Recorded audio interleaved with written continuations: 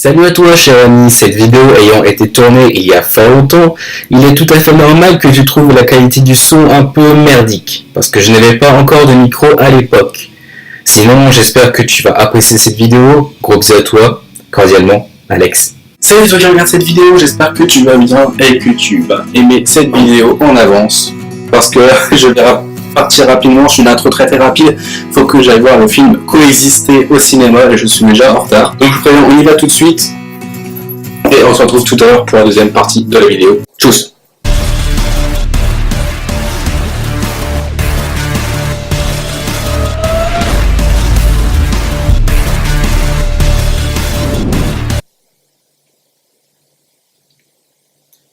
Il est à présent minuit 55. Je suis rentré il y a 5 minutes même pas de chez moi.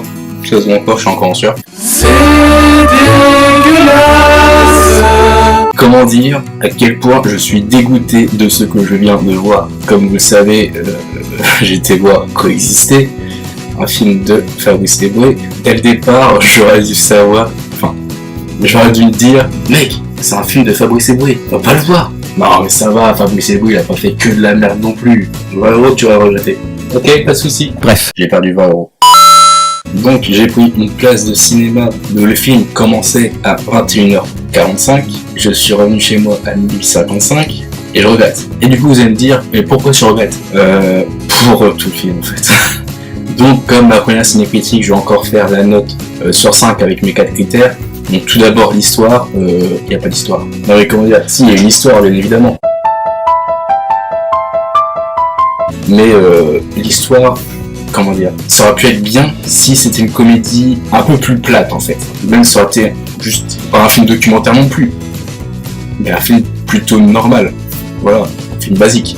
Je pense que ça aurait plus marché, parce que bon voilà, je vais pas vous spoiler tout le film parce que je vois pas l'intérêt de spoiler tout le film, mais comment dire, si vous voulez de la première ciné-critique que j'ai faite à propos de Épouse-moi mon pote, je vous ai dit que le film était bien mais que l'humour était plutôt moyen avec l'homosexualité. En fait là c'est exactement la même chose, voire pire, mais sur les religions. Ils ont fait plus fort que Épouse-moi mon pote. À vrai dire, il y a même un passage dans le film, il y a une blague qui m'a gêné, mais elle m'a gêné au possible. Pourtant je suis un adepte de l'humour, je rigole pour tout et pour rien, mais cette blague m'a gêné, mais c'est incroyable. En fait, pour faire simple, il y a une blague que j'ai trouvé complètement déplacée. C'est un moment où ils sont dans un hôtel 5 étoiles, et puis il y a le rabbin qui disait oh, c'est sur un hôtel 5 étoiles, 3 étoiles ou une étoile, moi je m'en fiche, tant que je suis avec vous, je suis content. Et là, il y a le prêtre qui dit tant que tu apportes pas sur le t-shirt, ça va.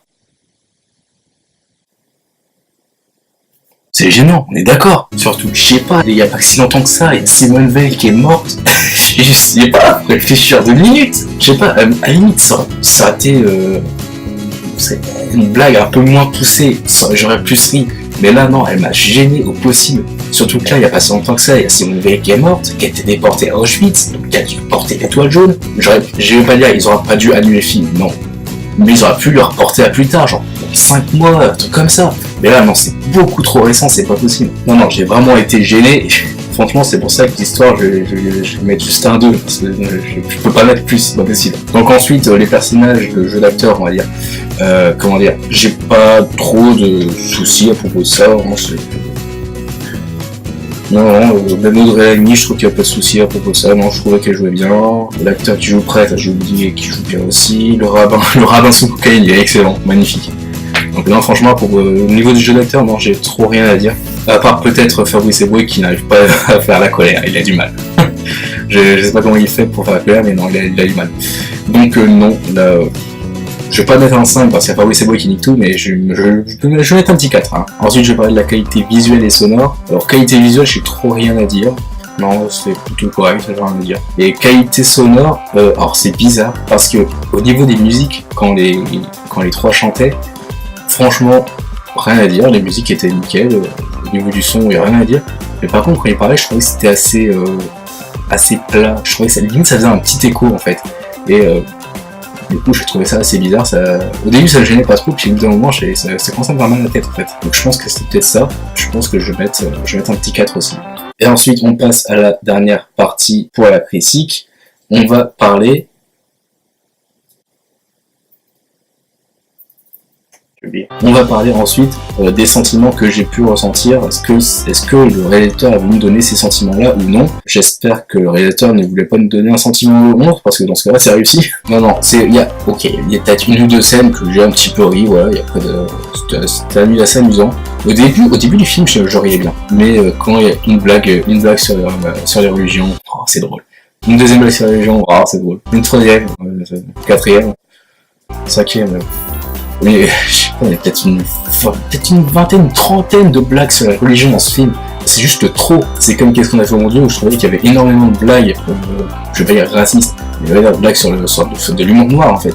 Mais en fait c'était beaucoup trop. Et pourtant j'adore l'humour noir, mais non, là c'était vraiment beaucoup trop. Et bah là on a la même chose mais avec la religion. Donc ouais, donc sur les sentiments que j'ai pu ressentir, je mettrais un 1. Il voulait me faire rire, mais moi ça me fait rire au tout début, genre peut-être les 20 premières minutes, puis après ça arrêtait. J'avais honte, j'avais une seule envie, c'était de partir. Sauf que je l'ai pas fait parce que là, sinon j'aurais pas pu faire le ciné-critique. Mais non, franchement, j'ai un peu honte, ouais. Donc du coup, ça nous fait une petite note de 11 sur 20. C'est la pire note pour l'instant. Ça va être compliqué de faire pire, je pense. Sur ce, j'espère que vous avez apprécié cette ciné-critique, même si c'était pas un film que je recommande. Et donc, je vous dis à plus pour une autre ciné-critique, à plus pour une autre vidéo, tout simplement. Tchuss!